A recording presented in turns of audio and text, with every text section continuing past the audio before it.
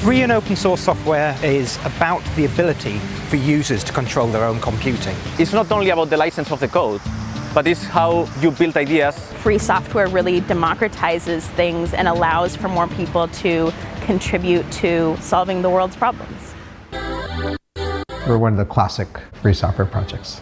GNOME is a collection of different projects. So originally it started as a desktop environment. The aim is to have people able to use free software on their own desktop, from medical devices to self-driving cars. There is bits of GNOME technologies in those.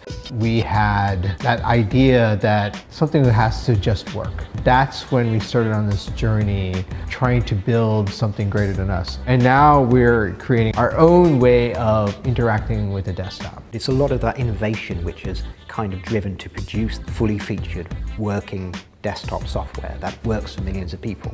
There is a misconception that it's just the Wild West out there and everyone goes and does their own thing. There is quite a lot of structure in place to use things successfully. This global collaborative way of working is something that kind of really moved from the free software movement in the early days into something that's becoming a standard way of working commercially and throughout the world as well. Before, we had a complex set of tools. They were not very user-friendly. So basically looking at alternatives is when we saw GitLab. Our move to GitLab was the major instance of our looking at the tooling and trying to make it a better experience for newcomers and also for existing community members, and to simplify all sorts of workflows. It's really lowered that barrier for entry. And we've seen contributors from people we haven't seen before who are just able to get involved a lot easier.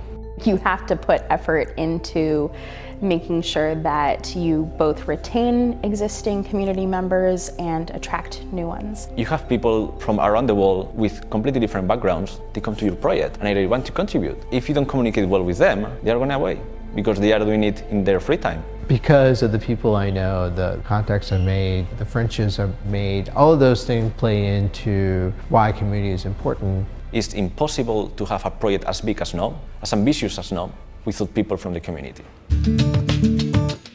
It is said with jokes every now and again that next year will be the year of the Linux desktop, which never seems to quite come to pass, but in some ways it is.